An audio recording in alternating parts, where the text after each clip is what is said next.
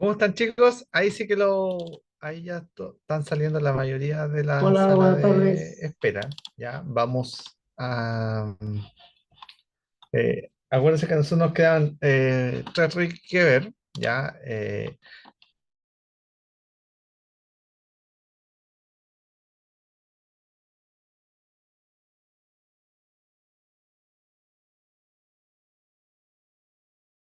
no lo hemos visto para nosotros, ¿no? Porque nos quedaba, en otra sección me queda el 10, el 18 y el 19. ¿Ya? Sí. Me interesa que no nos vaya a faltar alguno. El resto... eh, no, no tiene mucho sentido que nosotros los veamos. Ya vamos solamente a los que están importantes. El RIC número 10 viene a reemplazar a lo que es un capítulo que era instalaciones domiciliarias, que daba en el RIC 10 usted va a encontrar todos los requisitos para la instalación domiciliaria. O sea, aquí nos va a decir, oiga, cada tantos metros usted tiene que instalar un enchufe, cuántos circuitos es lo mínimo que tiene que hacer. Aquí está, por ejemplo, especificado el tema de la distribución de caja a caja, que ya no puede ser punta tubo. Sí, ojo aquí con el tema de los enchufes, ¿ya? Los módulos, si usted los ve abajo, ¿ya? Abajito están los enchufes, ¿ya? Y en este caso el que está café ahí, en la parte derecha es el módulo de 16 amperes y en la parte izquierda es el módulo de 10 amperes. ¿Ya? Ojo con eso. Entonces, tengamos mucho cuidado con el tema del artefacto que está alimentando este enchufe. ¿Ya? Por ejemplo, en el caso de la cocina, me coloca siempre varios requisitos porque la cocina es el elemento o el recinto de mayor consumo dentro de mi vivienda. Por ejemplo, me dice dentro de los capítulos, yo ya los que me sé de memoria, que usted va a tener que tener como mínimo tres enchufes de pared en la cocina. O sea, imagínate, ya tenemos tres enchufes de pared, pero todos esos enchufes de pared, por ejemplo, tienen que ser de 16 amperes. ¿Ya? Yo no puedo tener dentro de la cocina módulos de 10 amperes. ¿Pero por qué me hace la restricción? Porque me dice, mire, usted tiene que tener enchufe de 16 amperes, ¿ya? Dada la potencia que nosotros tenemos conectada ahí, pero ¿qué es lo que pasa? Si usted instalara un enchufe o un módulo de 10 amperes, tiene que asociarle una protección de 10 amperes. Esa es la premisa. Por eso me pide solamente 16, porque nosotros tenemos artefactos de mayor consumo ahí. El caso del horno, el caso de la encimera, por ejemplo, son casos bien particulares y la normativa nueva le coloca harto cuidado a eso, porque en la antigua, ¿qué es lo que pasaba? En la antigua nosotros teníamos problemas prácticos normalmente, ¿ya? Y aquí los fabricantes también, atendiendo a esto, se han un poco flexibilizado, porque ¿qué es lo que pasa? Antiguamente usted terminaba cortando el conector que traía el equipo, ¿ya? Entonces, ahora, ¿qué es lo que pasa ahora en forma práctica? Que muchos artefactos de esos no traen enchufes, no traen el conector.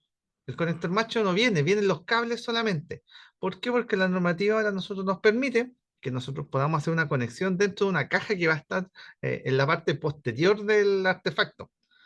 Pero ¿por qué no le puso atención al tema del enchufe que había ahí, a la conexión macho y hembra, por así decirlo? Es porque resulta que empezábamos a tener problemas con esto, que los módulos se quemaban, se rostizaban, por así decirlo, y resulta que se terminaban fundiendo. Entonces, como no había un fácil acceso, yo nunca me daba cuenta de eso. Entonces, hay cositas como esa, la normativa se está preocupando harto. Estéticamente, por ejemplo, en la luminaria no se veía bien que quedaran el cable de tierra cuando hoy tú ibas a recepcionar viviendas nuevas, no te entregaban con una lámpara bonita como esta, te entregaban con un soquete plástico. Entonces, ¿qué es lo que pasa en esta luminaria? Como te entregaban con un soquete plástico, el cable tierra quedaba suelto ahí, no tenía ninguna parte donde dejarlo. Ahora ya no pueden haber terminaciones en lo que se conoce como punta tubo, sino que nosotros tenemos que tener una caja ahí, una caja de derivación. ya que en este caso va a ser como una caja de términos. Entonces, ojo con eso porque te puedes encontrar con situaciones de esas. Nos va a decir, por ejemplo, cada cuánto tenemos que hacer un circuito de luminaria, que también bajó ahora. ¿Ya? Recuerde que los circuitos de luminaria están dados por la cantidad de metros cuadrados que usted tiene. O sea, independiente que yo tenga menos cantidad de centros, pero tenga más metros cuadrados, ya tengo que tener cuidado ahí con el tema de cuántos circuitos alumbrados nosotros tenemos que hacer. ¿Ya? Por ejemplo, yo podría tener, ya en la normativa antigua, yo podría tener una casa de menos de 70 metros cuadrados y podría tener un circuito de alumbrado. ¿Ya? Pues ahora ese requisito de metros cuadrados bajó. ¿Ya? Entonces, ojo con eso. Por ejemplo, en este caso me pide enchufe doble o triple A. Ojo ahí, no, ya no pueden existir enchufes simples. Y ahora con estos enchufes que vienen puenteados es lo más práctico que se produce ahora. Es lo más eficiente para nosotros. ¿Ya? Entonces, lo vamos a ver y de ahí lo vamos a analizar completo porque aquí tenemos varios requerimientos. Este capítulo está solamente enfocado a lo domiciliario. Aquí nosotros no nos van a hablar de cosas industriales, aquí solamente estamos abocados a los domiciliarios, ¿ya? Acuérdese de eso. Entonces, lo vamos a ver, ¿ya? Y de ahí lo vamos a analizar completo para que todos lo puedan ver. Campo de aplicaciones a todas las instalaciones de uso general, independientes sean de baja o media tensión. No hace esa separación. Si ahora entramos a analizar el pliego, vamos a ir viendo cuáles son los aspectos más importantes de este pliego, desde los aspectos generales hasta los aspectos específicos, pero vamos a destacar cuáles son los más importantes. Si analizamos los aspectos generales que podemos destacar, que lo primero que trata de establecer la norma o establece la norma es que lo que va a regular son todos los circuitos o instalaciones de alumbrado. ¿Y qué le llama alumbrado? Circuitos de iluminación y enchufe. ¿Por qué quise destacar esto? Algunos consideran, oye, si eso es obvio, pero todavía de repente se entiende, nos llegan consultas muchas veces de profesionales o personas que hacen consultas a nuestra página web donde nos preguntan si el circuito de enchufe es de fuerza. Algunos consideran que la iluminación es solo alumbrado y fuerza lo consideran como enchufe. Entonces eso es lo primero que quiero aclarar, que las instalaciones de alumbrado que cubre todos los circuitos de iluminación y enchufe. ¿Ya?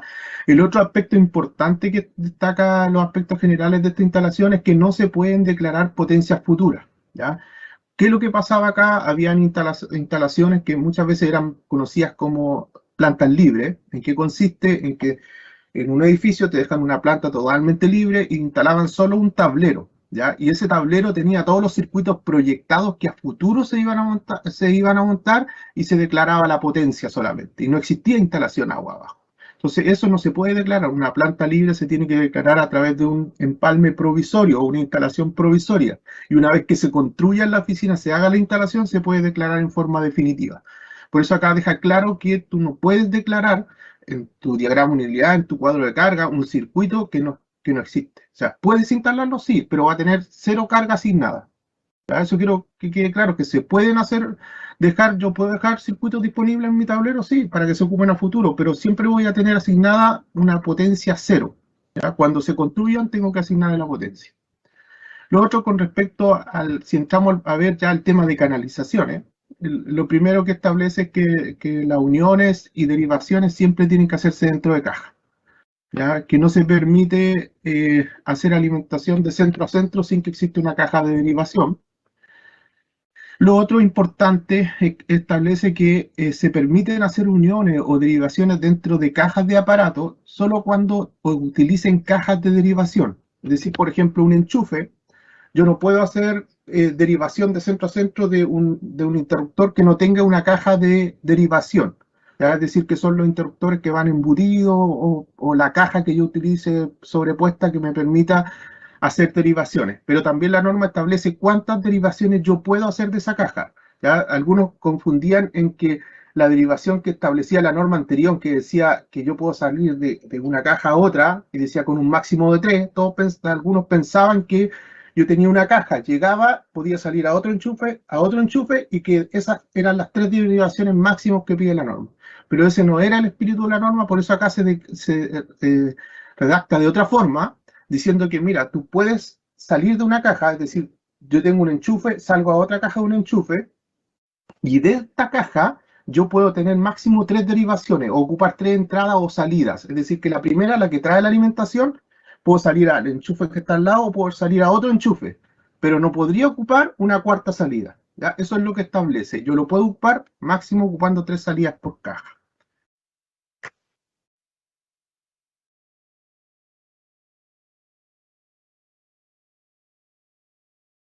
Mire, vamos a analizar este punto al tiro porque aquí siempre se producen dudas.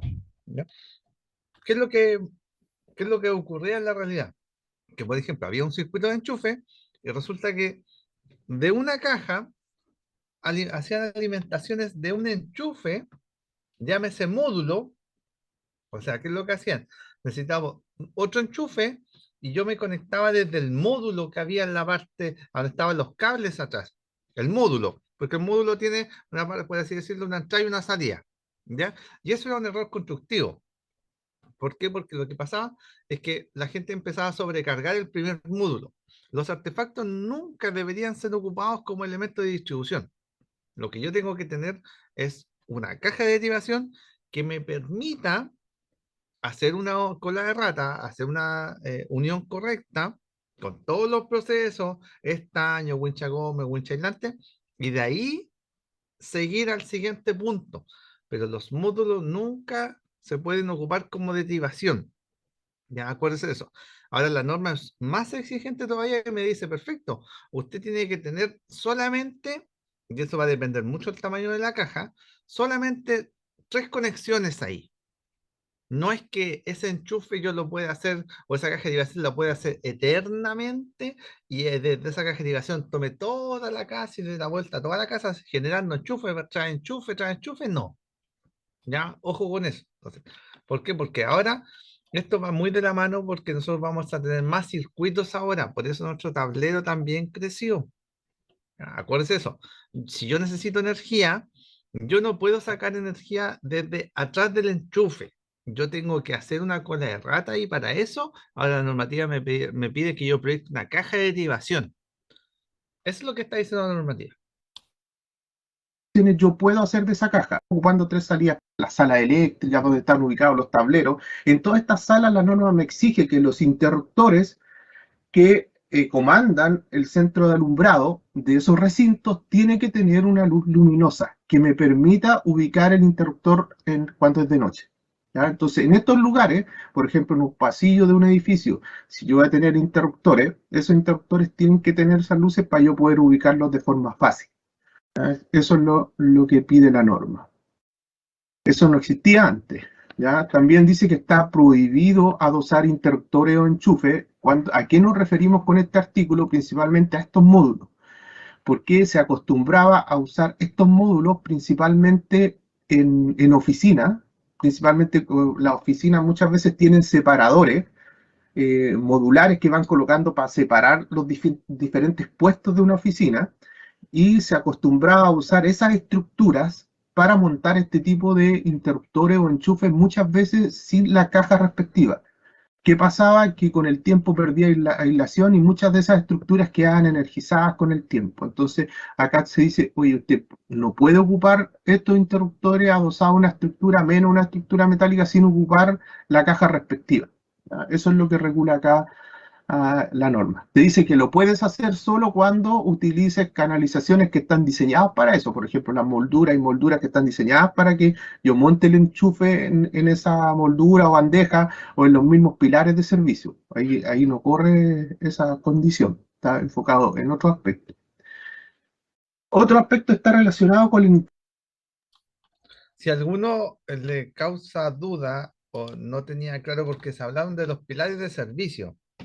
Ya, los pilares de servicio se ocupan, y ustedes lo tienen que ver harto en los bancos, porque son plantas libres básicamente lo que el banco arrenda. El banco arrenda un espacio completo y lo va distribuyendo.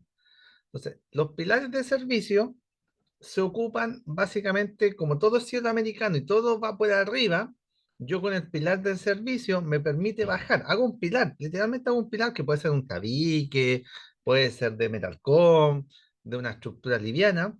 Y lo que yo hago es bajar esa energía que la tenía yo en la parte superior que estaba tapado por el cielo americano y bajo una estación de trabajo y de esa estación de trabajo me voy por el piso.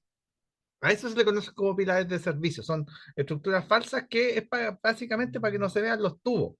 Eso es cuando yo tengo espacios grandes, abiertos y necesito bajar en el centro, por ejemplo. Y no quiero estar picando la losa, no puedo estar picando la losa de un extremo al otro, no. Entonces, ahí se ocupan los pilares de servicio. ¿Ya? Ese enchufe que usted ve aquí al medio, ¿ya? En la forma, no digo que sea, porque este es un enchufe de tipo estanco, ¿ya? Esto es el enchufe que debería llevar la secadora. Es este módulo, ¿ya? Para que usted lo sepa. Este es el módulo que se ocupa para la secadora, ¿ya? No se puede ocupar uno normal. Este tipo de interruptores yo lo vi mucho en los servicios públicos, se veía, pero mucho, mucho, porque teníamos aquí estructuras de aluminio y cada estructura de aluminio se hacía el cierre para la oficina, por ejemplo, de un ejecutivo o de algún jefe de sección, claro, y tenía un interruptor a la entrada. Entonces, se hacía en el mismo pilar que era normalmente 40-40 o 50-50 en aluminio, se instalaba este tipo de interruptor. Entonces, ojo con eso porque es que, daba harto problema. El problema es que el aluminio es un buen conductor y te energizaba toda la estructura. ¿Ya? Entonces, si usted se preguntaba qué es lo que eran los pilares de servicio, ya son básicamente una estructura de madera que después se camufla con un tabique o que uno lo tiende a hacer en una distribución y después eso yo me conecto con las bandejas plásticas, estas que van por alrededor. Eso es lo que regula acá la norma. Te dice que lo puedes hacer solo cuando utilices canalizaciones que están diseñadas para eso. Por ejemplo, las molduras y molduras que están diseñadas para que yo monte el enchufe en esa moldura o bandeja o en los mismos pilares de servicio. Ahí no corre esa condición. Está enfocado en otro aspecto. Otro aspecto está relacionado con el interruptor enchufe. ¿Ya? Acá le dimos hartas vueltas al tema del interruptor enchufe. Primero lo buscamos si era una condición que se establecía en otros países. Lo conversamos también con los comités internacionales, por ejemplo, de la IEC, también gente de la NFPA, donde para ellos no existía este tema del interruptor enchufe. Sí nos dimos cuenta que se ocupa en países latinoamericanos, pero no en normas internacionales. Sin embargo, para ellos tampoco existía una lógica de que se prohibiera tanto, porque decían cuál es la lógica, en otras normas no se regula, entonces no es que ni se prohíbe ni se utiliza, el tema es que no se utiliza, por eso no se regula. ¿Ya? Pero acá, ¿qué es lo que viene la norma? A decir, mira, sabes que nosotros vamos a permitir los interruptores de enchufe, tal como lo permitía la norma anterior, pero se agrega a las diferentes instalaciones de la norma anterior, que eran casetas, kioscos, portería, que era lo que estaba antes, se agrega la utilización en baños. ¿En qué baños? En viviendas que tengan superficies menores a 30 metros cuadrados. ¿Por qué se incorpora acá? Era una de las observaciones y peticiones que se hacían, era porque muchas de las construcciones hoy día son construcciones más pequeñas y los baños cada vez son más pequeños. Y al ser los baños más pequeños, el área de seguridad que tú tienes respecto a la zona de baño cada vez es más grande y no te va quedando espacio para colocar un interruptor o un enchufe. Por eso dice que solo en superficies menores a 30 metros cuadrados se va a permitir instalar un interruptor enchufe. Dice que tanto el enchufe como el centro de alumbrado que comanda el interruptor tiene que estar protegido por diferencial. Entonces ahí un peligro no va a haber, porque efectivamente están protegidos con una protección diferencial. Con respecto a las canalizaciones, si ahora miramos las canalizaciones de baño, cada vez... Mire, lo vamos a explicar al tito para que no, prefiero irlo explicando así para que entiendan casos prácticos. Esto se ocupa harto, ahora se conocen como los home studios, ¿ya? Los home studios, departamento soltero, ¿ya? Esto básicamente es un departamento de un dormitorio, un ambiente, está todo junto. Si usted se fija aquí, esto es la cocina básicamente, eso es el baño que está cerrado, ¿ya? Pero aquí nosotros no tenemos una especie de, a ver, living comedor. Porque esto está pensado para una o dos personas, si no está pensado para más que eso. O sea, esto sirve para cocinar y un comedor diario y no tiene sillones, nada. O sea, todo esto es de un ambiente. En algunos casos, incluso aquí cierran, ya tienen un tabique con una puerta corredera. ¿Qué es lo que pasa? ¿Qué va a pasar ahí? Eh, si mi baño, ya, ojo, no habla del tamaño de la casa, habla del tamaño del baño, ¿ya? Te va a permitir en baños de vivienda de superficie menor a 30 metros cuadrados. O sea, si el departamento tiene menos de 30 metros cuadrados, ¿ya?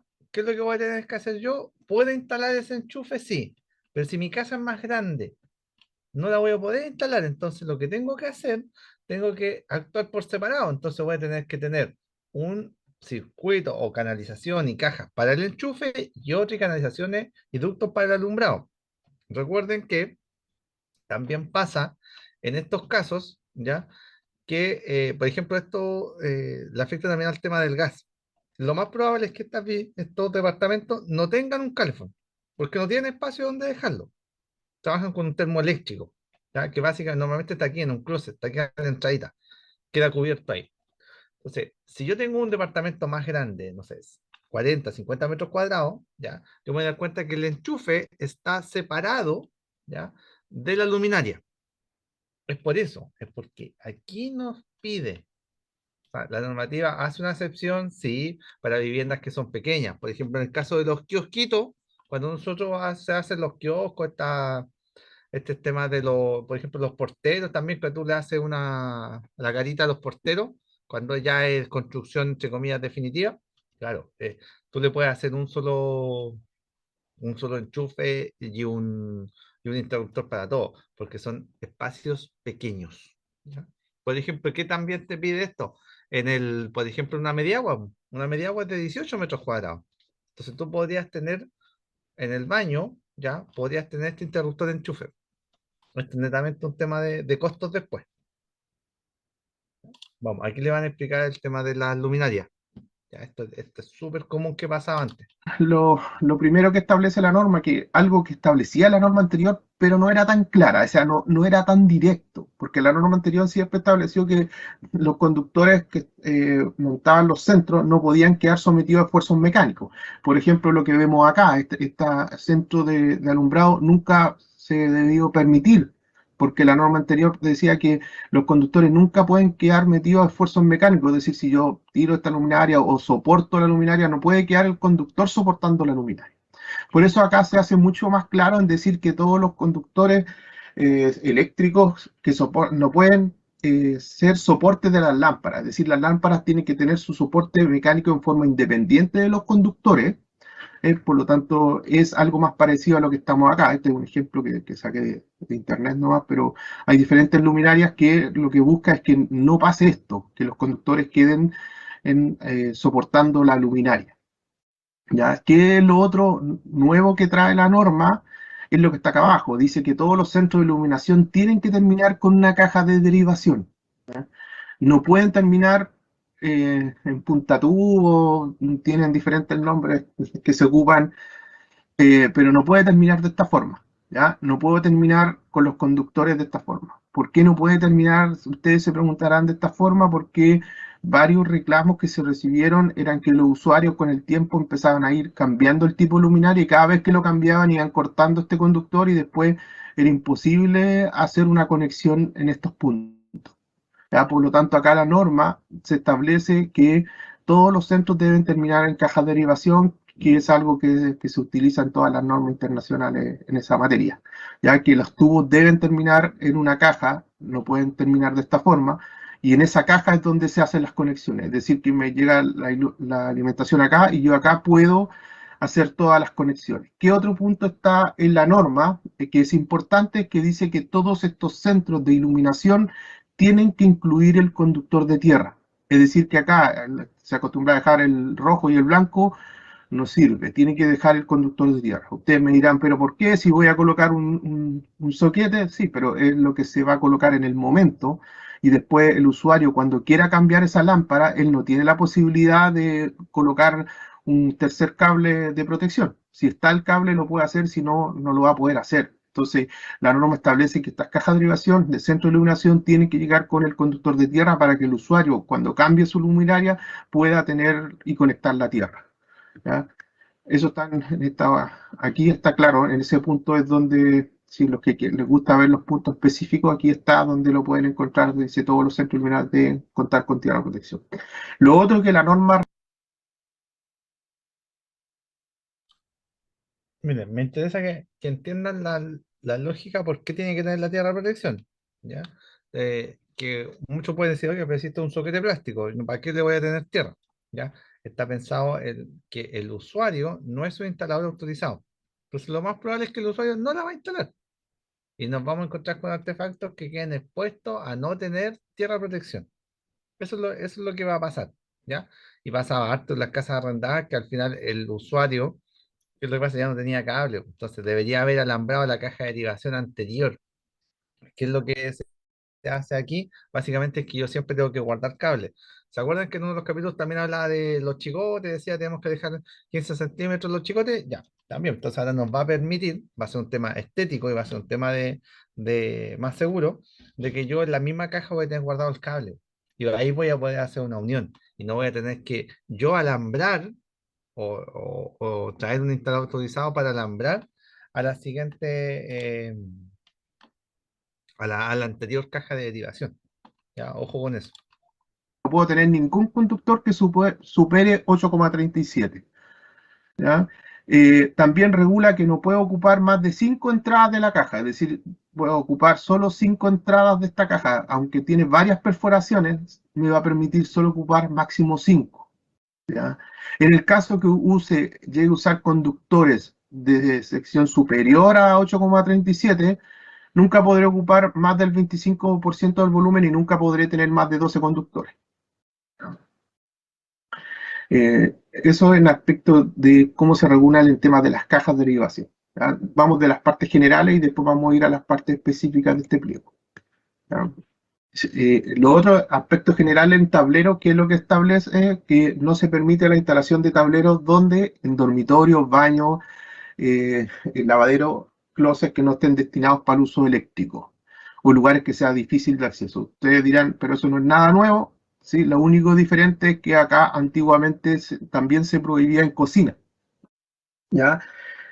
¿Por qué se preguntarán que eliminamos cocina? A algunos no les parece que eliminaron cocina, pero se daba que existían muchas diferencias porque hoy día las construcciones que se están dando son cada vez construcciones de concepto abierto, es decir, que no hay una separación entre la cocina y el resto de la casa. Entonces, ¿qué es lo que pasaba ahí? Muchas veces no se sabía dónde estaba el límite y se producían diferencias entre el instalador y el fiscalizador. Dado esas diferencias, lo que hicimos fue investigar cómo se trataba esto en normas internacionales, lo conversamos con los comités y los expertos nos decían que para ellos no existía una limitación de colocar, por ejemplo, el tablero en diferentes zonas, que para ellos la lógica era que el tablero, para eso tiene un IP. Si yo lo voy a colocar en la cocina, lo voy a colocar en el baño o en el lavadero, tiene que tener una IP. Incluso los expertos decían, oye, para mí yo prefiero que un tablero esté en la zona de lavado porque esté ahí para que los usuarios lo puedan ver ahí mismo.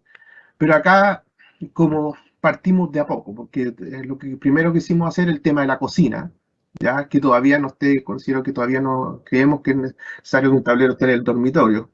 En el baño tampoco creemos que todavía están las condiciones que se den en los baños, principalmente porque creemos que no es correcto que esté ahí. Tal vez a futuro se evalúe el tema que esté en el lavadero o no, ¿ya? Pero hoy día sí se deja abierto que puede estar en la cocina. ¿Ya? Para eso el tablero tendrá que cumplir con el IP necesario para estar en ese lugar. También dice que no se puede utilizar las protecciones eléctricas como elemento de maniobra para encender o apagar las luces. ¿Ya? No, en ninguna parte. Esto aplica para todos los alumbrados, incluso para los locales comerciales que muchas veces se ocupan los automáticos para prender las luces. Eso está prohibido, no se puede hacer. Con respecto a tableros, siguiendo con el mismo tema de tableros, que dice que todo tablero de general o de distribución tiene que contar con una protección general de corte más omnipolar, ¿ya? Por decir corte omnipolar, es decir, que si es monofásico, tiene que cortar el neutro, tiene que ser bifásico, y si es trifásico, también va a tener que cortar el neutro, ¿ya? Entonces, eh, siempre tiene que existir esa protección general, pero nos dice que tenemos que cumplir con la condición que nosotros vimos la semana pasada en los pliegos de tablero. ¿Se acuerdan cuál era esta condición? Era que estaba condicionado a la cantidad de circuitos. ¿Ya? ¿Qué quiere decir? Que si yo en mi casa tengo hasta 3 circuitos, me eximo de tener una protección general, por lo tanto me eximo de tener esa protección de corte omnipolar.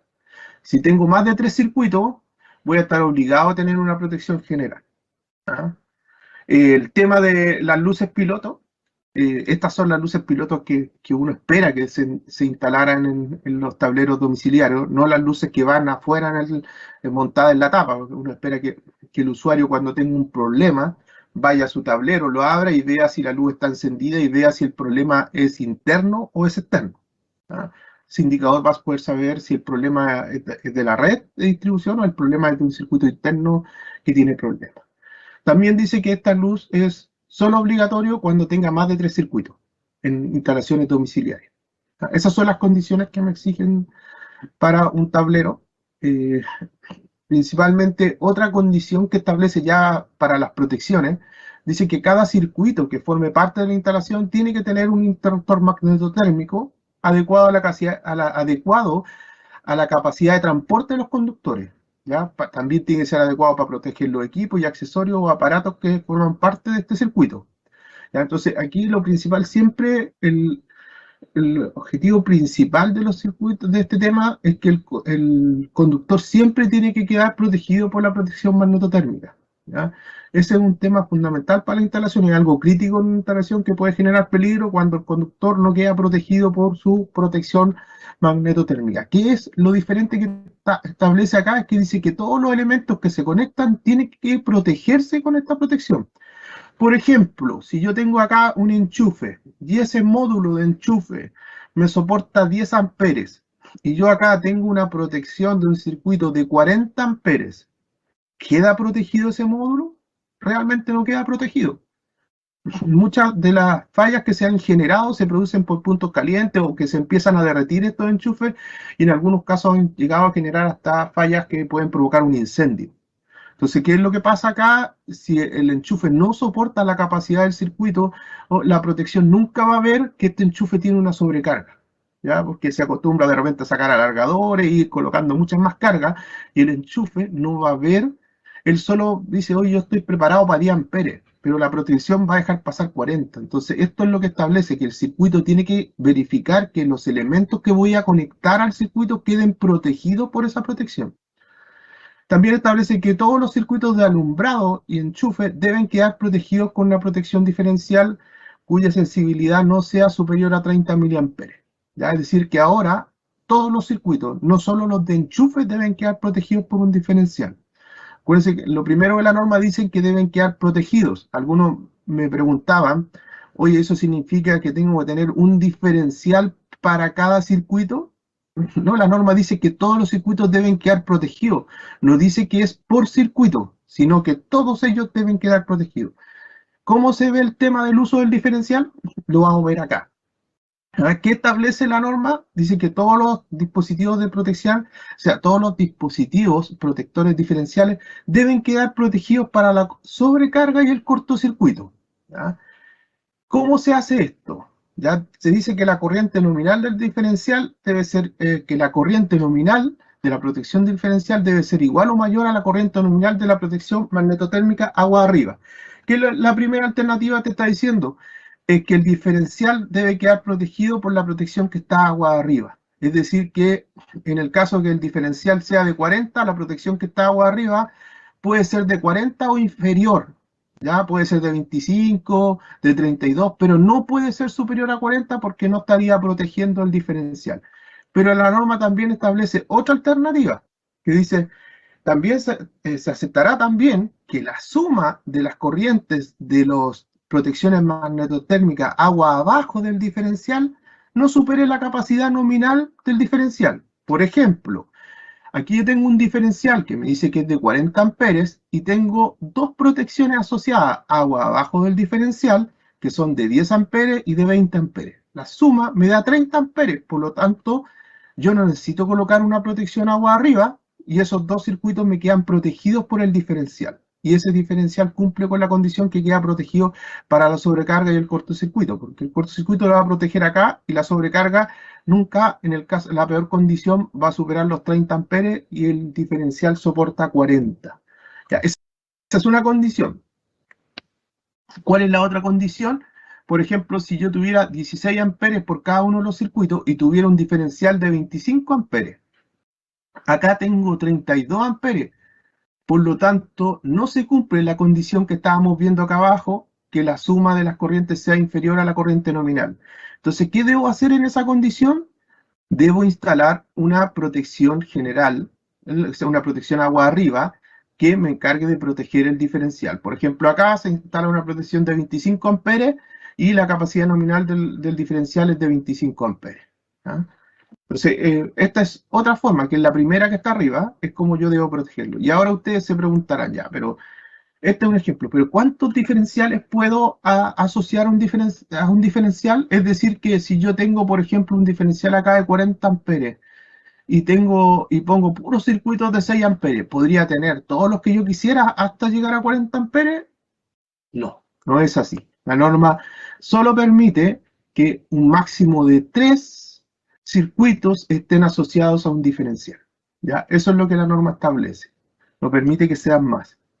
Entonces ya vimos cuántos eran, de la forma que se seleccionaba el diferencial, cómo se protegía y hasta cuántos circuitos pueden proteger un diferencial.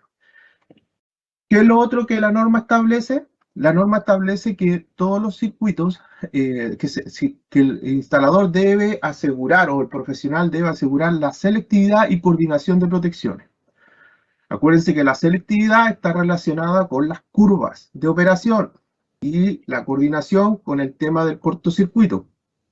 ¿Ya? Que la protección no se quede pegada cuando existe un cortocircuito. ¿Ya? Entonces, acá, ¿qué es lo que es importante? Le dice que la selectividad y coordinación de protección, el instalador o profesional deberá hacer un estudio de selectividad y eso se pide en la memoria técnica. ¿Ya? Y en aquellos casos que el instalador no haga estudio porque no se requiere, él podrá usar como referencia las curvas tipo B para los circuitos de iluminación, las curvas tipo C para enchufe, las curvas lentas para las protecciones generales y las curvas tipo C para los circuitos electrónicos y ahí están las otras curvas para guardamotores. ¿Ya? Acá me han preguntado varios por este tema. ¿Qué es lo que pasa? Que algunos confunden porque creen que, por ejemplo, al tener una protección de 40 amperes agua arriba y a tener una protección de 10 amperes en el circuito, yo con eso garantizo que la protección de 10 amperes va a operar. ¿Ya? Eso no es así. Yo lo que debo ver es las curvas de operación. Por ejemplo, yo podría tener una protección de 40 amperes rápida, una B, y podría tener una de 6 amperes lenta, y ante un cortocircuito me va a operar primero la curva rápida, es decir, la de 40 amperes, aunque el circuito estuviera protegido con 6 amperes. Por eso es importante siempre ver estas curvas de operación donde establece cuántas veces, acuérdense que la corriente cortocircuito o se genera varias veces la corriente nominal en un tiempo determinado y ese tiempo es el que determina cuándo actúa, qué protección actúa primero.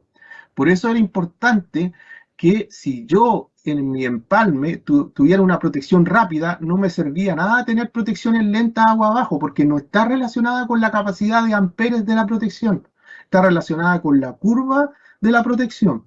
Entonces acá es importante que los instaladores hagan este estudio, ¿ya? Si no, si no se hace, acá abajo hay una referencia a cómo debería utilizarse estas protecciones.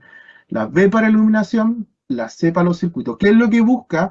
Es que cuando existe una falla, el que opere sea el circuito donde se generó la falla y no opere la protección general y menos la protección del empalme, porque yo siempre debería tener la falla asociada al circuito donde se generó. ¿Ya? Esto es lo que establece la norma. Si analizamos ya ahora desde el punto de... Mire, le vamos a dar una vuelta más a esto, ¿ya? En la normativa antigua no hacía referencia a esto. Y todos instalamos curva C. Era un clásico, curva C en todos lados, curva C. Entonces, ¿qué es lo que puede pasar? Que si yo instalaba curva C, que pasaba en algunas marcas que eran más sensibles que otras, sobre todo las marcas chinas eran más sensibles que una marca reconocida, podía actuar la protección del medidor y al final nos quedamos todos sin energía. Entonces, lo que se busca ahora es que no. Yo empiezo por la curva más lenta, acuérdense, la curva más lenta en este caso, ¿ya? Las curvas B, después me paso a la curva C y después me paso a la curva D. Y así voy, ¿ya? Entonces, la curva B, a iluminación, curva C, enchufes, y la curva D afuera. Entonces, ¿qué es lo que nos va a pasar con esto? De que la protección que va a caer siempre va a ser la del circuito primero, o sea, No, no es que nos aseguremos 100%, no, pero si está todo bien conectado, debería funcionar primero esa protección. O sea, nosotros, la idea es que nunca caiga la protección general, que sea la vez que la protección general funcione, sea netamente porque necesito cortar en forma manual la energía o porque la protección del circuito no resultó. ¿Ya? Entonces, ahora la normativa sí nos coloca eh, criterios de, entre comillas, de selección. Entonces, acuérdense, primero va la B, después va la C, ¿ya? Y después va la D al final. Ya la K se ocupa muy poco, normalmente se ocupa D. Entonces, ¿qué pasaba antes? Los automáticos tipo Simon, los que estaban en el medidor, eran curva C, incluso algunos eran hasta curva B. Entonces ahí me encontraba con ese problema. Claro, como eran pocos casos, ya, lo que pasaba esto, ya, no había problema. Pero la otra normativa hace mención a esto, o sea, usted tiene que diseñarlo de esa forma para que no caiga la protección general. Eso es lo que busca la normativa, ya, acuérdese de eso. Vamos a empezar a ver cómo se consideran las condiciones que hay que considerar para determinar los circuitos. La cantidad de centros que es posible instalar se determinada por la suma de las potencias unitarias de cada uno de los centros conectados al circuito, pero se deberá dejar, solo se podrá ocupar el 90% de la capacidad del circuito. ¿Qué quiere decir esto? Por ejemplo, yo tengo la suma de varios centros, imagínense, tengo varios centros de iluminación o de enchufe, da lo mismo, pero la suma de esos centros me da 10 amperes. Y yo digo, voy a utilizar una protección de 10 amperes. Y la norma te dice no, porque usted solo puede ocupar el 90% de la capacidad. Es decir, que yo debería ocupar la protección que sigue.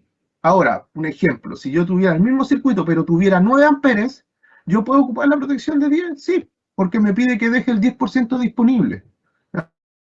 ¿Ah? Y ese 10% disponible es 1 amper, sí me da con los 9.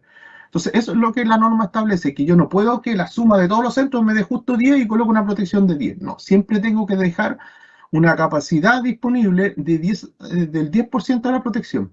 ¿Ya? Acá lo dice al revés, es decir, que yo solo puedo ocupar el 90% de la protección. También establece que las potencias, cuando yo voy a determinar mi instalación interior, cuáles son las potencias, siempre debo ocupar las potencias de los artefactos de iluminación.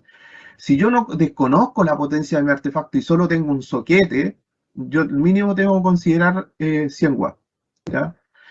Ahora en los enchufes, acuérdense que los enchufes anteriormente decía que era 150 watts de potencia, ahora la potencia de los enchufes se sube el mínimo a 250. Si yo conozco la potencia de la carga que voy a conectar el enchufe, coloco la potencia, pero nunca puede ser inferior a 250 watts de potencia.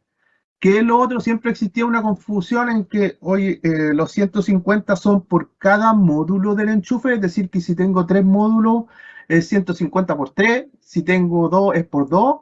Ya, por ahora la norma dice no, que primero no son 150, son 250. Y ahora da lo mismo, si el enchufe es triple, si es doble o es un módulo, el enchufe mínimo debe ser 250. ¿No? Eso lo establece mínimo. El instalador puede colocar más, sí puede hacer más, puede colocar más potencia, pero no puede colocar menos.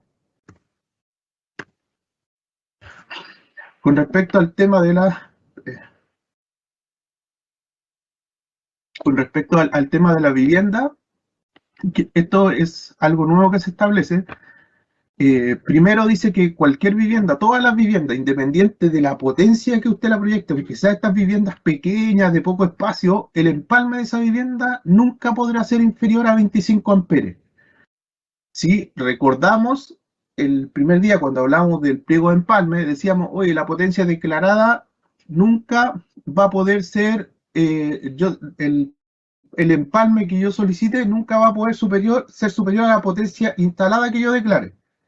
Ustedes me puedan decir, oye, si yo declaro una potencia, no sé, menor de 25 amperes para una casa, se va a contradecir con lo que decía el otro pliego, porque decía que yo solo puedo pedir una potencia inferior a la instalada, igual o inferior. Y yo estaría declarando menos potencia. ¿Qué pasa con eso? Pero ese mismo artículo que dice de la forma en que se determina los empalmes, dice que se efectúan los empalmes de vivienda y referencia específicamente a este punto, ¿ya? Porque este punto dice, independiente de la potencia que usted declara por una casa, el empalme mínimo de una casa tiene que ser 25 amperes, el alimentador mínimo tiene que ser de 4 milímetros que va entre el empalme y el primer tablero de la vivienda. Ya con eso garantizamos que el usuario va a siempre poder hacer su aumento y va a tener una potencia que hoy día se condice con las realidades de hoy día. Hoy día conectar pensar que una casa pueda tener un empalme de 10 amperes o de 15 amperes con un hervidor va a tener problemas, ¿no? Entonces, eso hoy día es una condición que establece cuál es el empalme mínimo. Después empezamos a repetir, pero ahora lo específico estamos en el artículo 5.2 que regula exclusivamente el tema de viviendas. ¿Ya? Anteriormente vimos todo lo que era general para instalaciones de uso general, ahora entramos al 5.2 que es exclusivamente para el diseño de viviendas. Entonces, ¿qué es lo que parte diciendo? Que el empalme nunca va a poder ser menor a 25 amperes, que el alimentador mínimo es de 4 milímetros, establece que siempre debe existir una protección de corte omnipolar y me referencia al punto anterior donde hablábamos que el mínimo de 3 circuitos. O sea, si tengo más de 3 circuitos, tengo que utilizar protección general, si no, no la tengo que utilizar. Ya, y acá me empieza a establecer una serie de condiciones de cómo debo diseñar las instalaciones de vivienda. Lo primero que me dice que debo proyectar como mínimo 2 circuitos en la vivienda, que sean de superficies menores a 30 metros cuadrados. Es decir, si la superficie es menor a 30 metros cuadrados, no puedo tener un circuito en la vivienda, tengo que tener mínimo 2. ¿Ya? Después me dice si la vivienda es de más de 30 metros cuadrados, tengo que tener mínimo 3. ¿Ya? Esta es como regla general. Después van a ver que vamos a ir exigiendo diferentes condiciones, ¿ya? Pero esto es lo primero que parte diciendo. No pueden ser menos de 2 o menos de 3, depende de la superficie. El otro punto que establece es que dicen que todos los circuitos deben estar protegidos por diferencial, mediante un protector diferencial y una sobrecarga. Es como ahora entramos netamente al pliego de vivienda, se vuelve a repetir lo que vimos anteriormente, ¿ya? Pero aquí es específico, dice, no puede tener, todos los circuitos tienen que estar protegidos con protección diferencial sobrecarga. Pero acá me empieza a establecer condiciones más específicas. Me dice que se debe proyectar como mínimo un circuito exclusivo para enchufes de cocina y lavadero. ¿Ya? Me dice, oye, si tú tienes una vivienda, en la cocina y el lavadero tiene que destinar un circuito exclusivo y que la capacidad de ese circuito no puede ser inferior a 16 amperes. ¿Qué pasa si en la cocina tengo horno eléctrico o cocina eléctrico? Tengo que instalar un circuito adicional al anterior, es decir, adicional al de la cocina, específicamente para alimentar estos equipos. Me dice que la capacidad de ese circuito no puede ser inferior a 16 amperes y tiene que ser la potencia de los equipos. A ver, ¿a qué se refiere con esto? Es, por ejemplo, si yo tengo una cocina y por algún motivo la capacidad, la potencia mínima de mi equipo de la cocina es de 10 amperes, ¿yo puedo instalar 10 amperes? No, porque me dice la norma, tu mínimo es de 16. Si los equipos son de más, tienes que instalar de más. Lo otro que establece es que las conexiones de puesta a tierra de todas las viviendas es el sistema TNS, perdón. Principalmente lo que busca es el sistema de neutralización. Entonces, lo que busca es que esté aterrizado el sistema de neutralización, es el que va a ser permitido en viviendas. ¿Ya? No te permite elegir el TT de tener 2 tierras separadas. ¿Ya? No te permite elegir otro sistema del IT porque el IT es difícil de hacerlo. El IT es uno de los sistemas más seguros, pero para eso tendrías que tener un transformador de aislación. ¿Por qué? Porque nuestras redes están construidas con el sistema TT, por lo tanto es imposible tú tener un sistema IT si tienes redes de esa forma. ¿Ya? Entonces aquí lo primero que dice que todas las viviendas tienen que ser, su sistema puesta a tierra tiene que ser neutralizado, es decir, con neutralización. Es el sistema, uno de los sistemas más seguros después del IT. ¿Ya? Como les cuento, el IT no se puede implementar en Chile por nuestra red de distribución, solo se puede implementar en instalaciones especiales. Entonces, en una vivienda solo puedo ocupar esto. Ustedes se preguntarán, ¿pero por qué me limitan a esto? Porque primero, ocupar tierras separadas, ¿qué es lo que tú tienes que preocupar cuando tienes la instalación de tierras separadas? Es decir, una tierra de protección y una tierra de servicio. Lo que tú tienes que buscar es que al producirse, al estar separadas, no se produzca una falla en una tierra y termine induciendo potencial en la otra. Y para eso yo tengo que tener una separación de las tierras. la separación de esas tierras muchas veces es como 7 veces la diagonal de la malla, o en algunos casos hasta 10 veces la diagonal de la malla, y eso te hace imposible tener la separación menos una vivienda. ¿Ya? Y lo segundo es que, por ejemplo, aquí tenemos un equipo, un horno eléctrico. ¿Qué pasaba con el otro sistema TT? Que las normas internacionales también dicen que los sistemas de puesta a tierra no es lo más seguro, porque la puesta a tierra con el tiempo va cambiando su composición. Es decir, tenemos un año seco, y acá tenemos varios años secos, por lo tanto la composición de la tierra, cuando yo la medí, ya no es la misma. Por lo tanto, mi tierra podría tener un valor mucho más alto, y en el caso de que se produzca una falla, por ejemplo, en este equipo, y yo tuviera tierras separadas, efectivamente el conductor de tierra me va a llevar la corriente a tierra, ¿cierto? Porque se produce una falla de una fase a la estructura metálica, estoy conectado a tierra. Si tuviera un sistema TT, la corriente se va a ir a tierra y va a esperar que la protección del circuito empiece a ver que está circulando mucha corriente y opere. Esa es la forma de operar. ¿Ya? ¿Qué es lo que pasa cuando yo tengo una impedancia muy alta de tierra?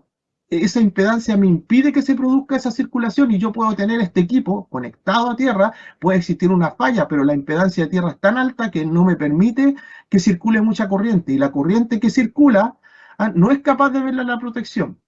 Entonces yo puedo ir a llegar y tocar a ese equipo y electrocutarme. Pero ¿qué pasa con un sistema de neutralización? Como la estructura está conectada a tierra y la tierra está conectada al neutro, es decir, que toda la estructura del equipo está conectada al neutro. Entonces, ¿qué es lo que pasa cuando la fase toca el neutro? Genera un cortocircuito franco. Entonces, acá tengo la protección del diferencial, tengo la protección que en el caso que me llegara a fallar el diferencial, me va a tocar la estructura y la estructura me va a generar un cortocircuito franco porque está conectado a neutro. Por eso es uno de los sistemas más seguros y para las viviendas. El más seguro es el IT, como les comenté, pero lo vamos a ver en el otro pliego y vamos a ver por qué es más seguro. Esta cortina. Vamos, chicos, nos queda súper poquito. Está casi ya terminando. Con respecto a las viviendas, y ahora analizando los temas de los centros de iluminación, también hay exigencias para los centros de iluminación, que dice que todos los centros de iluminación que estén en dormitorios, cocinas, baños, living, comedor y sala de estar, con superficies menores a 10 metros cuadrados, es decir, la superficie del recinto menor a 10 metros cuadrados, voy a tener que tener un centro de iluminación comandado con un interruptor. Los que son superiores a 10 metros cuadrados me pide 2 centros de iluminación y que sean comandados de 2 interruptores distintos. ¿Ya? Esa es la exigencia para iluminación.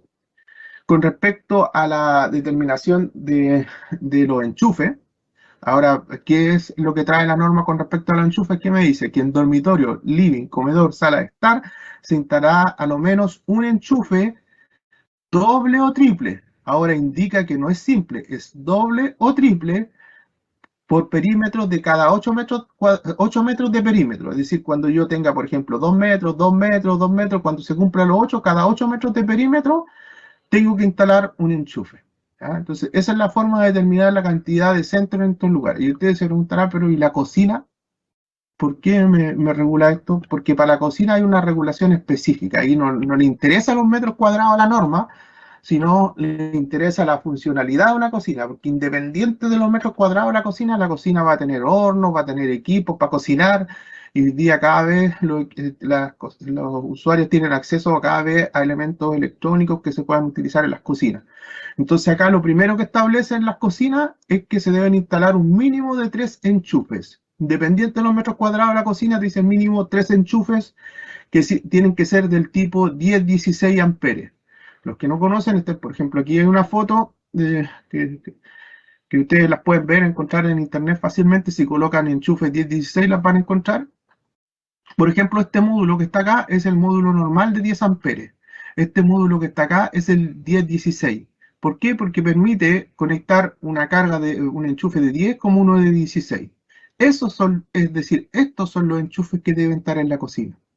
¿Ya? Y en el caso de existir un horno eléctrico o cocina eléctrica, se debe instalar un enchufe adicional para esto. ¿Ya? El enchufe adicional tiene que soportar la potencia del equipo que se va a instalar y no puede ser de 16 amperes, no puede ser inferior a 16 amperes ese enchufe. La potencia, yo para considerar en los cálculos, debo considerar la potencia de los equipos que voy a conectar. Si yo desconozco la potencia, o la potencia, por ejemplo, es inferior a 1500 watts de potencia, yo debo considerar como mínimo 1500. Por ejemplo, si alguien me dijera, no, yo tengo una encimera y esa encimera es de 1000. No, pero usted no puede considerar menos de 1500 para los cálculos. ¿Ah? Casi todas las encimeras son mucho más de 1500 y los hornos también. En el caso que no existan módulos, aquí dice, oye, ¿qué pasa si yo tengo un horno o una encimera de estas de cerámica que hoy día casi consumen 40 amperes? No voy a encontrar un enchufe de 40 amperes. En ese caso, se permite que la conexión sea en forma directa, sin enchufe. ¿Ya? Entonces, los casos que por la potencia no puede encontrarse un módulo de enchufe, se tiene que hacer en forma directa. ¿Por qué no se deja que para todo sea en forma directa? Porque muchas veces teníamos los problemas cuando el usuario quería cambiar, hacer mantención o mover sus muebles, no podía sacar el horno, no lo podía sacar. ¿Por qué? Porque la conexión era directa. Y ahí se producían muchamente los problemas porque se tiraban las conexiones, después quedaban esas conexiones sometidas a esfuerzos mecánicos y provocaban problemas de fallas en el futuro. Por eso es cuando tenga que ir con enchufe, tiene que ir, cuando no, se establece que puede ir en forma directa, pero bajo estas condiciones. Con respecto a la zona de lavado, también se establece una condición que debe a lo menos haber un enchufe triple o doble en esta zona, que debe ser de 10-16. ¿Ya? Esos son los aspectos fundamentales que establece para cómo yo debo ir diseñando mi instalación interior de consumo. Ahora sí, vamos a la zona de baño. ¿Ya? Con respecto a la zona de baño, cuando lean el pliego los va a referenciar a que tienen que ir al pliego 11 porque hay un apartado especial para baño. ¿Ya? Pero ahora quiero que lo veamos acá, las partes principales del tema de baño. Algo general que dice que todos los equipos que estén al exterior tienen que cumplir con su IP, es decir, tienen que ser IP44. Esto aplica para todos los equipos que estén al exterior y que estén bajo techo. Los que estén directos expuestos a la lluvia tienen que ser 54. Eso no es ninguna novedad, y que los equipos que se ocupen o estén expuestos a rayos solares tienen que tener protección para UV para estar en esa condición. Si analizamos el tema de los baños, ¿ya? ¿Qué es lo que van a ver ustedes con respecto a los baños? Van a ver que ahora hay diferentes volúmenes. Acuérdense que antiguamente estaba la zona de la ducha y 60 centímetros y se acabó. Y acá no podía hacer nada, y había discusión de lo que pasaba hoy, qué pasa si tengo un hidromasaje, qué es lo que puedo hacer, porque me dicen que en estas zonas no puedo tener nada. Hoy día la norma, ¿qué es lo que hace? Establece una tabla, y una tabla con condiciones para cada uno de estos volúmenes, y en la tabla le va diciendo qué cosas puede hacer. Por ejemplo, lo que está acá, que es el volumen 1, ¿ya? Si analizamos el volumen 1, me va diciendo, mira, puede ocupar todo esto IP en esta zona, ¿ya? También me va diciendo que si yo tengo aparatos en esta zona, tienen que ser alimentados con tensión extra baja. Es decir, que si ese aparato es de corriente alterna, no puede superar los 12 volts.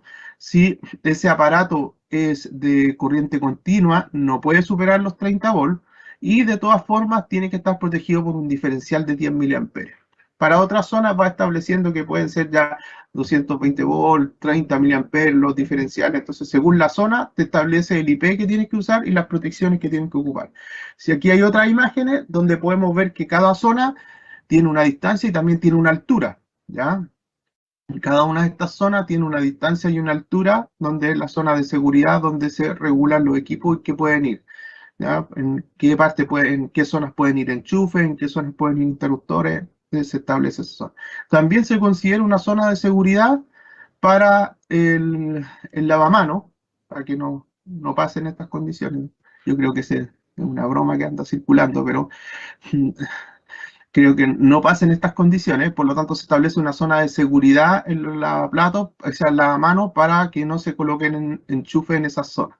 ¿Ya? Eso está regulado en ese pliego. Ahora, si entramos ya netamente a locales comerciales e industriales, esto es algo similar a lo que establecía la norma anterior. Primero se establece que todos deben cumplir con la parte 5.1, que fue la primera parte que revisamos el día de hoy.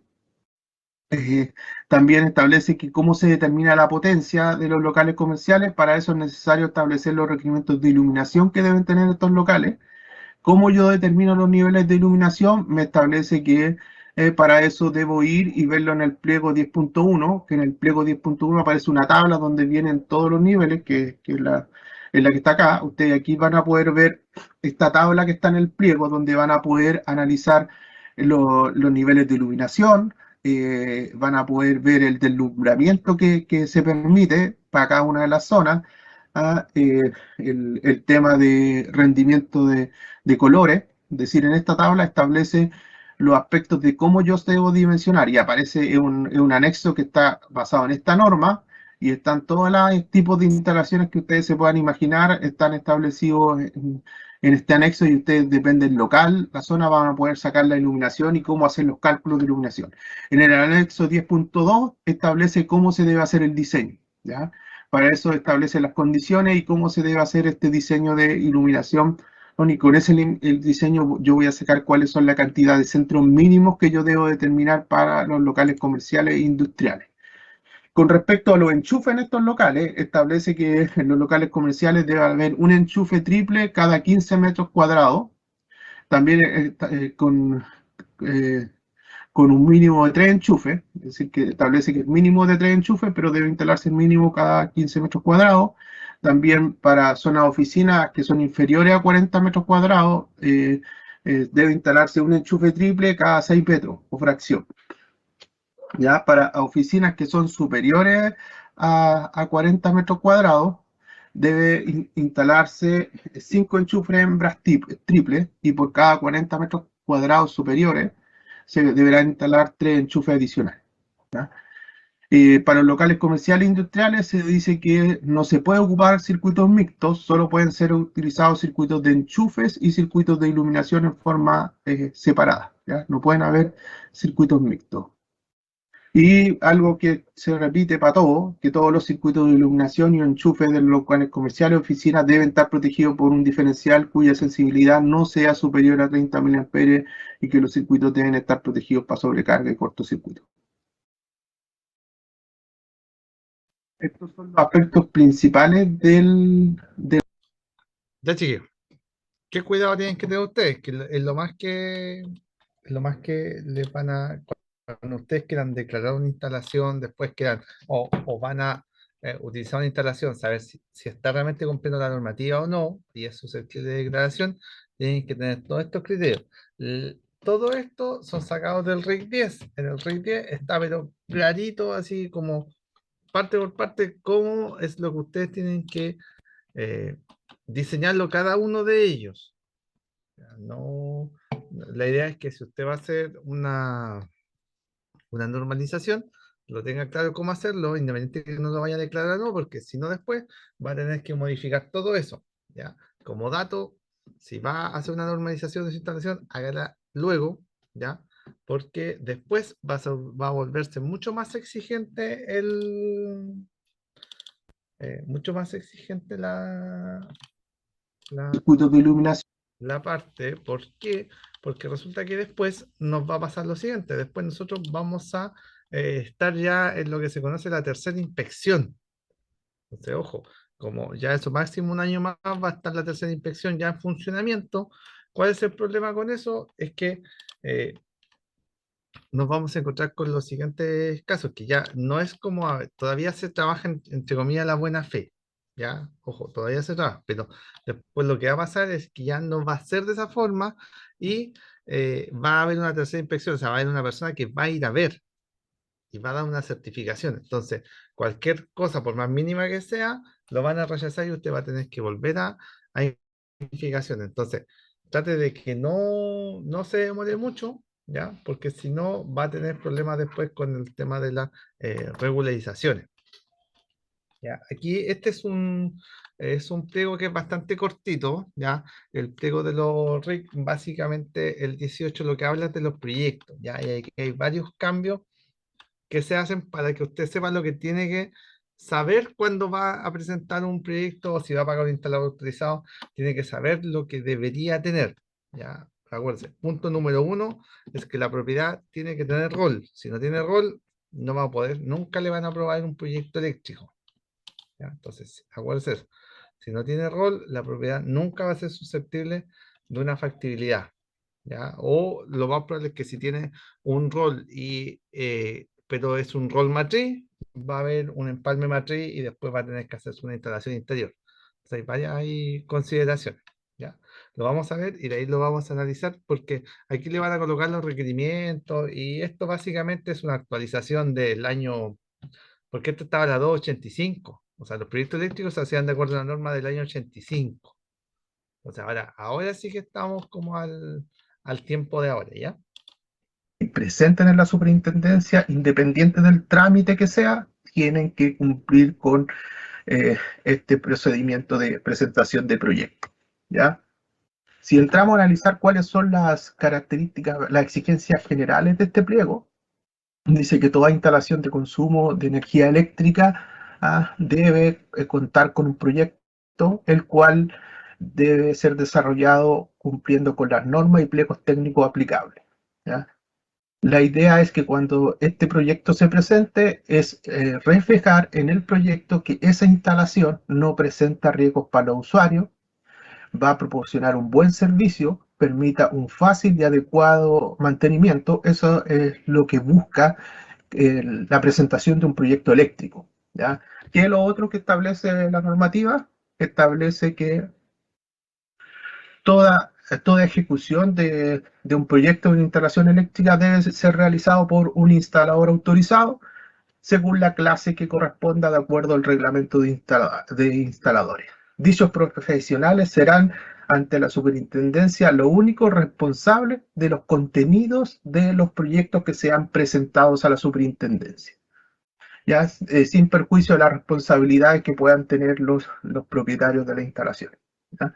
Pero sí, el que presenta los proyectos ante la SEC es el responsable de esa presentación o de esa declaración y de todos los documentos que se adjuntan.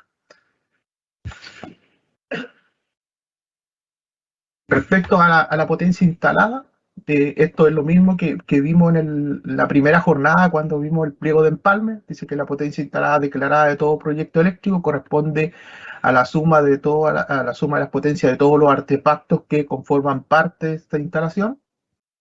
Dice que la capacidad de los empalmes, primero establece que para efectos de los empalmes se podrá solicitar una capacidad igual o inferior a la potencia instalada total declarada. Eso es lo mismo que vimos en la primera jornada de empalme. Acuérdense que yo declaro una potencia y yo puedo obtener la capacidad, mi empalme puede ser igual a la potencia instalada o puede ser inferior. ¿Ya? En el 5.4 establece estos márgenes. Dice que la capacidad del empalme se determinará en función de la potencia instalada, considerando los factores de corrección, que son los factores de demanda que yo puedo aplicar a mi instalación, que están establecidos en el pliego 3. ¿Ya? Entonces, ¿qué es lo que viene a definir esto? Es que yo puedo tener mi instalación, puedo tener mi potencia instalada y yo podría tener mi empalme igual a mi potencia instalada o podría ser inferior. ¿Qué es lo inferior que puede hacer? Aplicando los factores de demanda, yo voy a saber qué tan bajo puede ser mi empalme, porque tampoco podría tener, por ejemplo, una instalación, un ejemplo de 100 kilos y yo pedir un empalme de 10, ¿ya? Porque no me van a coincidir los factores. ¿Ya? Entonces eso es lo que establece la norma. También deja claro que esta forma de determinar los empalmes no aplica para lo establecido en el pliego 10, porque se acuerdan cuando analizamos el pliego 10 de instalaciones de consumo, lo primero que definíamos era que el empalme de las viviendas no podía ser menor a 25 amperes. ¿Ya? Entonces yo podía tener una declaración de una potencia instalada inferior, sí, pero nunca me podían dar un empalme menor a 25 amperes. Por eso se establece claro esa condición. Ya también establece algo que también revisamos en el primer pliego, de indicar que no se pueden proyectar arranques o circuitos con potencia futura. Es decir, que yo no puedo tener una instalación y decir, mira, aquí tengo un circuito disponible y yo considerar esa potencia de ese circuito disponible en mi declaración. Si no, ese circuito va a estar disponible, pero la potencia asignada a ese circuito va a ser cero. Con respecto, siguiendo con las exigencias generales, ahora una exigencia que aplica netamente a lo que son los edificios, ¿se acuerdan que en la primera presentación del pliego de empalme se establecían condiciones de que cuando se diseña los empalmes en un edificio, depende del tipo de empalme, yo tenía que dejar un volumen disponible en la zona de empalme y un volumen disponible en la vertical? Acá se dice que en los planos el proyecto debe acompañar un detalle de los empalmes en los cuales se muestra una vista de elevación, es decir, yo tengo que mostrar la imagen de dónde están ubicados los empalmes, tengo que mostrar las condiciones que me pide ese pliego, es decir, si se acuerdan de ese pliego, pedía unas separaciones de las paredes, pero también establecía un volumen disponible que debería dejarse para futuras ampliaciones, también establecía la distancia entre el equipo y la pared opuesta. Esas medidas que establecen en el pliego empalme tienen que ser mostradas gráficamente al momento de hacer una declaración. Con respecto a la infraestructura de carga, aquí, ¿qué es lo que establece, esta normativa? Dice, mira, sabes que todos los proyectos que se presenten, todos los proyectos que se han presentado a la superintendencia, tienen que cumplir con este pliego, pero establece una salvedad que dice que los pliegos de infraestructura de carga eléctrica y de los sistemas de autogeneración deberán cumplir con un procedimiento específico para hacer esa declaración, ¿ya? Entonces a ellos no les aplica exactamente el pliego 18, sino va a haber un procedimiento específico, dado que esas instalaciones tienen otras consideraciones distintas o se requieren unas condiciones especiales para ese tipo de instalaciones, y esos van a tener que cumplir con este pliego 18 y adicional con un procedimiento que la superintendencia va a definir específico para esos tipos de instalaciones. También se establece que todos los proyectos que corresponden a generación, transmisión y distribución de energía eléctrica deben ser presentados a la superintendencia, pero cumpliendo con las normas respectivas. ¿Ya? Acuérdense que esta norma aquí aplica a todas las instalaciones que consumen energía eléctrica, es decir, no aplica las normas, no aplican las instalaciones de distribución, ni de transmisión, ni de generación. Esas normas están reguladas por el decreto 109 y esas normas también tienen sus distintos pliegos técnicos que le aplican a ese tipo de instalaciones. Entonces, esas instalaciones dejan claramente que no quedan cubiertos por esto porque están regulados específicamente por la regulación que le aplica a ellos. ¿Ya? Ahora entrando en materia del pliego, lo primero que dice es que todo pliego de instalación eléctrica, disculpen, establece que todo proyecto de instalación eléctrica de consumo debe incluir al menos las siguientes partes. ¿Qué debe incluir todo proyecto de instalación eléctrica? Una memoria explicativa, un plano, un informe de verificación inicial y un informe de imágenes. ¿Qué es lo nuevo que no veíamos antes? Es el informe de verificación inicial y el informe de imágenes. Durante la presentación vamos a explicar cuáles son los contenidos y exigencias para cada uno de estos puntos. Y analizamos qué es lo que se exige para la memoria explicativa que establece el proyecto. El primer cambio que ahora se exige para todo proyecto que cuente con una potencia superior a 10 kilowatts de potencia. ¿Ya? Aquí había una discusión con respecto a este punto, dado que todos consideran que cualquier proyecto eléctrico, aunque sea mínimo, tendría que tener una memoria explicativa. Sin embargo, creímos que lo primero era bajar ese nivel de potencia de 20 a 10, porque principalmente creemos que ir avanzando en la regulación paso a paso. Entonces, lo primero que se establece, la obligación de la memoria explicativa, es a todo proyecto que cuente con una potencia instalada superior a 10 kilowatts de potencia, tiene que tener una memoria explicativa. También todo proyecto de edificio y conjunto habitacional, es decir, si hay un edificio, yo podría decir, tengo un edificio habitacional donde tengo puras potencias de menor a 10 kilos, pero ya al formar parte de tu instalación de un edificio, esa instalación tiene que tener su memoria explicativa. Todos los locales clasificados como local de reunión de personas están obligados a tener su memoria. Todos los locales que contengan ambiente explosivo también tienen que tener su memoria, y todas las instalaciones que cuenten con empalme en media tensión están obligados a tener una memoria explicativa. Todos estos puntos que están acá son independientes de la potencia, están obligados a tener memoria explicativa. El resto que no está acá, si supera los 10 kilowatts, está obligado a tener memoria explicativa. ¿Ya? ¿Qué consiste la memoria explicativa? ¿Ya? La memoria explicativa tiene que contener cálculos justificativos.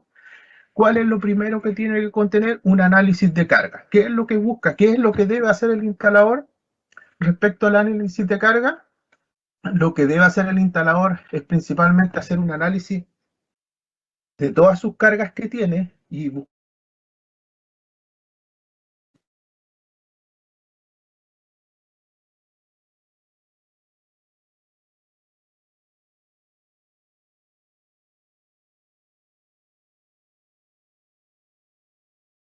cuál acción va a requerir más factores de potencia, pero ese análisis de las cargas le va a permitir identificar, por ejemplo, cómo tiene que dimensionar el neutro por efecto del armónico, ¿no? Entonces, lo primero que él tiene que hacer, un análisis de todas las cargas que va a tener, identificar cuáles son lineales, cuáles no son lineales, con respecto a su instalación. Se les pide que tienen que hacer los cálculos de intensidad de corriente, es decir, pues de acuerdo a las cargas, cuál es la intensidad de corriente que van a tener. Tiene que hacer los cálculos de los alimentadores y de los conductores, es decir, de los alimentadores y los circuitos respectivos para determinar qué conductores necesita. Tiene que hacer los cálculos para determinar las canalizaciones, es decir, por ejemplo, voy a tener tantos conductores, por lo tanto necesito seleccionar tal ducto. Después tiene que indicar la sección de ese tipo de ducto, el tipo de ducto y el código utilizado en el caso que utilice ductos. Principalmente se utilizan los códigos cuando se utilizan ductos. Si utiliza otro tipo de canalización, no se le va a pedir indicar el código. Se les pide también hacer los cálculos de caída de tensión tanto de los alimentadores y los circuitos finales y hacer un análisis de las distancias de seguridad. ¿En qué consiste ese análisis de las distancias de seguridad? Por ejemplo, en una vivienda, yo voy a tener mi zona que son los baños, y en los baños yo tengo que establecer mi distancia de seguridad, y en ese mismo distancia de seguridad tengo que indicar en cuál de todos estos volúmenes de seguridad que existen en los baños van a estar ubicados mis instalaciones, para saber qué requisitos tiene que cumplir esa instalación. Acuérdense, cuando vimos el pliego de instalaciones generales y vimos los baños tenían distintos volúmenes o distintas áreas de seguridad. Y según el área era donde yo podía instalar equipos y de acuerdo a esa área me establecía si el equipo podía ser de cierta tensión, si el equipo tenía que ser de cierta IP o debería estar asociado a un diferencial ya sea de 30 o de 10.000 amperes de acuerdo a la zona donde yo fuera a instalar los equipos. Entonces ese análisis de distancia de seguridad lo que busca es reflejar eso. También la memoria debe contener el cálculo de cortocircuito. Acuérdense que el cálculo de cortocircuito es algo fundamental, por ejemplo, para determinar el tema del cálculo de las tierras y algo fundamental para ver el tema de la coordinación de las protecciones.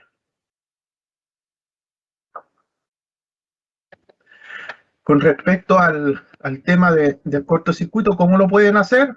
Primero, lo pueden calcular o lo que les recomiendo yo es que pidan el certificado de cortocircuito que los tiene que entregar la empresa distribuidora. Eso lo hace a través de la norma de distribución.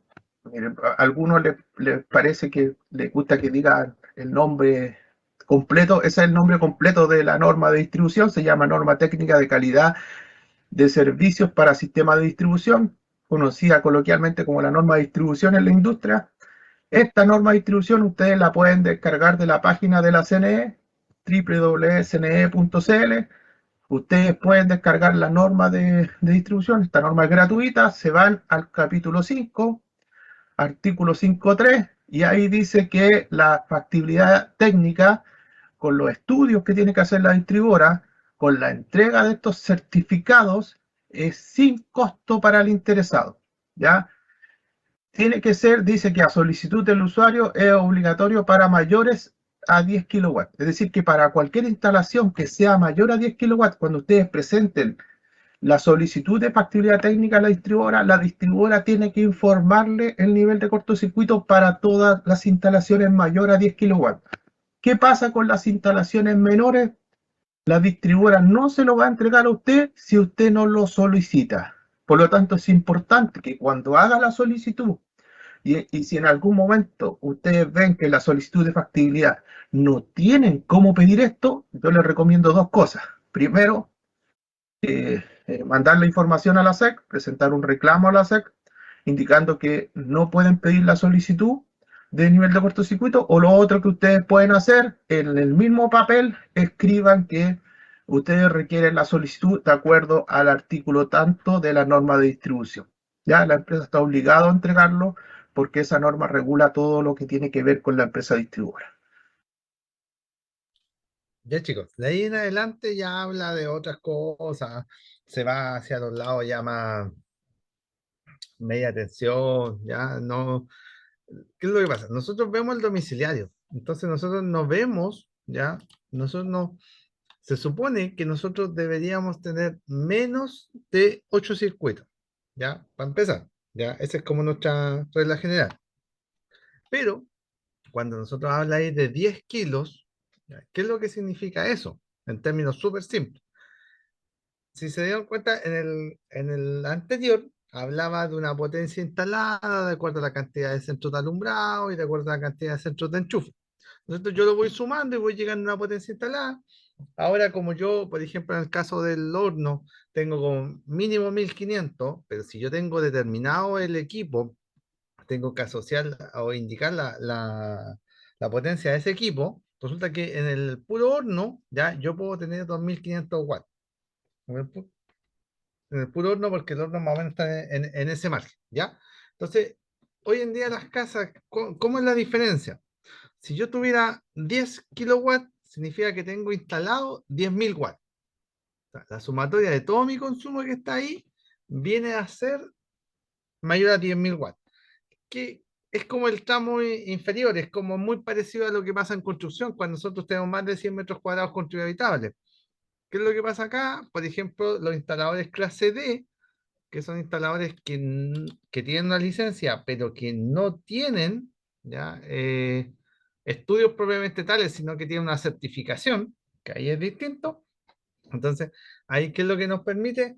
Que ellos lo puedan realizar. Ellos también están hasta 10 kilos de la licencia clase D, por eso hace esa diferencia en la normativa. ¿Qué es lo que usted tiene que tener? Harto cuidado, ¿ya? Muchas veces la gente se empieza a construir, entre más grande la casa, obviamente más potencia instalada va a tener porque tiene más cantidad de centros. Entonces, eso le puede jugar en contra, porque después usted va a tener que hacer, la gran diferencia es que usted va a tener que hacerme una memoria explicativa, va a tener que darme una memoria de cálculo. O sea, va a tener que corroborarme todas las secciones, todos los diámetros de cable que usted eligió. Entonces, la idea no es esa, ¿ya? Alguno podría decir, oye, profe, pero ¿y si yo lo voy declarando por parte? Podría ser una opción. Ahí quedó un vacío, ¿ya? Y claro, si yo tengo, por ejemplo, 15 kilos, declaro 7 y 8 o ocupo una licencia clase D. Claro, ahí quedó un vacío y la normativa todavía lo permite un poco. Entonces, ojo con eso, la idea es que cuando usted vea un proyecto, usted tiene que saber en qué tramo está usted. ¿Ya? Y de acuerdo a eso va a ir, son los requisitos. Para que usted se haga una idea, ¿cuánto vale una memoria de cálculo, ya? Una memoria explicativa, un proyecto que va que entra, se encasilla en ese tramo, estamos hablando básicamente de 1,5 millones, 2 millones de pesos. O sea, eso es el normal. Podría ser eso acogido, por ejemplo, para un mini market.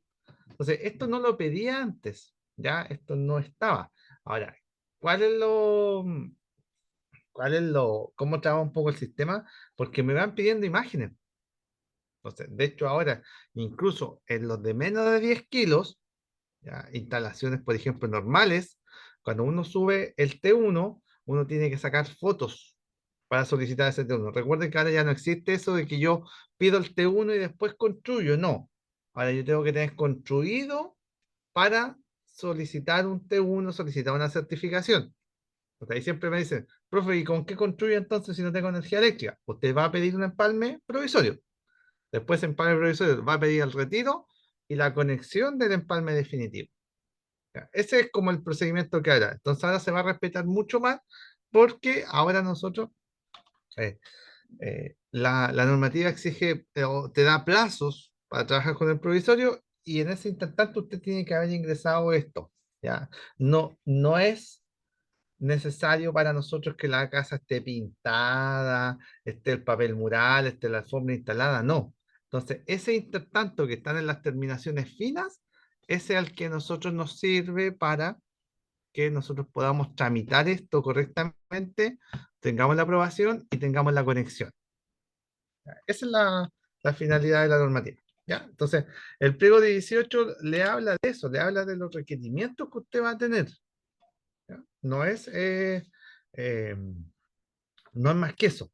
¿Ya? No piense que va a ser algo extremadamente difícil o que usted tenga que hacerlo. No, si aquí la normativa no está pidiendo que usted lo haga. Lo que nosotros necesitamos entender para lo que nosotros vemos es en qué caso a mí me van a pedir una memoria de cálculo.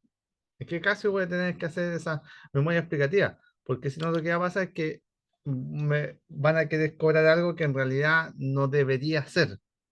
¿Ya? Entonces, tenga cuidado con eso. Eh, eh, Hoy día fui a revisar una instalación acá por otra cosa y me di cuenta que, eh, por ejemplo, los conductores, ellos ocuparon conductores con la normativa antigua y ahora van a tener que cambiarlo. Entonces, no se deje estar con el tiempo porque la fecha que manda ya es la fecha con que usted está declarando. Ya, ojo con eso, está declarando. Entonces ahí hay que tener cuidado porque si no nos vamos a encontrar con ese tipo de problemas después. ¿Ya? ¿Qué nos queda por ver? ¿Ya? Nos queda por ver el RIC número 19, que eso lo vamos a ver en la próxima clase, ¿ya? El RIC número 19, que es el RIC de puesta en servicio, ¿ya? Ese es el RIC número 19, la puesta en servicio. ¿Y qué es lo que hace básicamente? Es que me dice, y ahí habla de la tercera inspección y qué es lo que nosotros tenemos que tener para poner en servicio una instalación y cuál es el procedimiento. ¿Ya? Ahora está especificado en la normativa el procedimiento para hacer eso. Ya, no están, hay muchas cosas que como que se definieron, que la normativa anterior estaba muy al aire.